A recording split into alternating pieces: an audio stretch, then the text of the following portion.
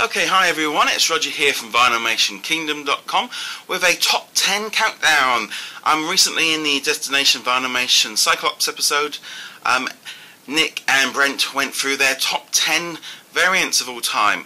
Now I'm going to start off right off the bat and say I'm not a huge variant lover. I don't have that desire to have every single variant.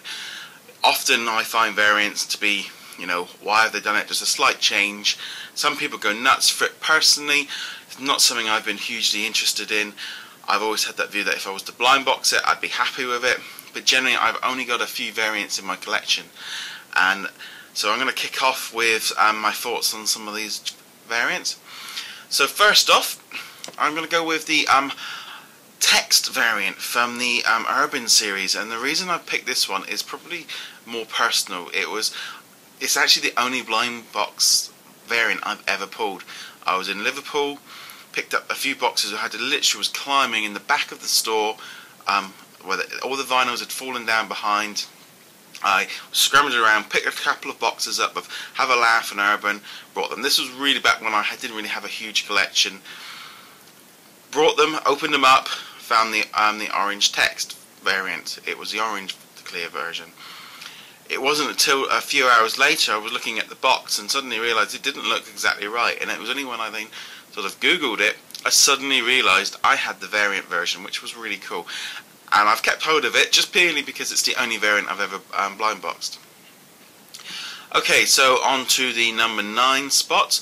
I'm going to go with the Tower of Terror. I've actually got that one just here. The Tower of Terror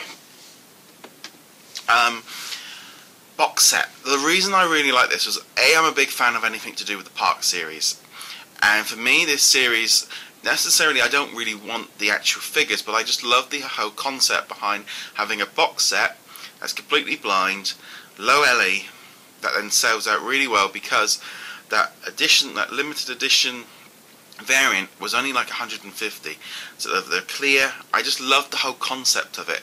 Not necessarily the figures themselves, but just the idea that to have a box set with a variant was such a cool idea. Okay, so for my next variant is the hologram layer Vinylmation that was released at the Star Wars celebration event.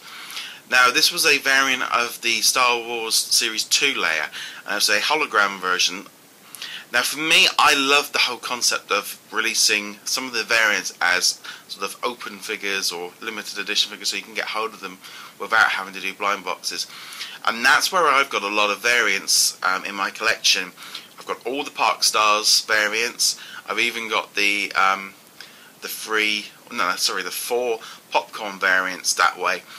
So I really like the Princess Leia and the way of releasing it for a special event. It's sold out, and not only that, it's a fantastic figure and it just looks so cool. Okay, my next variant is the Olaf Summer variant. When this blind box originally got released, I hadn't seen the movie. I didn't really, I'd seen the trailer, and so Olaf was obviously a cool character, but I didn't really fully get it. It wasn't until I recently saw the movie I suddenly realised why everyone was going nuts over having that summer variant. And it's just really cool, really fun. I mean, the Olaf figure, the way they've slanted him, I would have preferred more of the Park 8 snowman look, but I can see what they've done it there, and I can see why this variant is really sought after, and I really do like it. Okay, my next variants are going to be the Dapper Dans. These are a set of 4 variants that you would have got from the Part 9 series, and you've got all different 4 colours. You've got red, blue, yellow, purple, and of course if you can get all 4 of them together, you've got your full Dapper Dan. And I just think that's a really cool way of, it actually makes sense. I mean, they could have released them as a limited edition set, but I don't think it would have been as popular as by doing it with the variant version. Again, only got the one when I blind boxed it, but I would really quite happily have all of those in my... Okay, my next choice is the Park 13 Pardon My Pixie Dust Chaser. I've only managed to get the original Chaser. I always like the idea of having the Super Chaser idea, because it really puts that element of trying to get blind boxes. It's so rare, and if you were able to pull one, you've really got a cool figure. And I just think the Chaser is so well done. It's very Park, you see those boards all over the parks and things happening, but that's the thing with a good chaser, is that you want to make it sought after, and this one is really sought after and just a fantastic figure overall. Right, my next choice is the Obi-Wan. Well, not this one, it's the Ghost version, which kicked it all off. It was the real big super chaser that has really caught everyone's attention. It's been very stable, and it's just a fantastic figure. It was really one of those all-time classics that lots of people are after. I'd love to have it in my collection to finish the set off. Just think it's really cool, and this figure itself as a chaser, you could quite often find this in trade boxes because kids didn't want the old man, but the Ghost version is so cool. Okay, now here's some variants I don't actually own. It's the Park Stars Bride from the Haunted Mansion series. Just a really cool, yeah. Okay, my next choice is one that I actually own, which is really rare. It is the Bride from the Park Stars series, from the Haunted Mansion ride. Again, when you look at these two, this one here was one of the first ones that really sold out very well. The LE999 representing all the ghosts in the ride was really well done. And for me, I just always wanted to get this in my collection. I just think it's so cool, really well done. And this, to me, it makes sense as a variant, which I think sometimes you just don't really get what they are. But again, one of my all-time favourites, and something I actually own. Okay, my next variant is the Animal Kingdom and also other areas that you get from the Parks 6 series.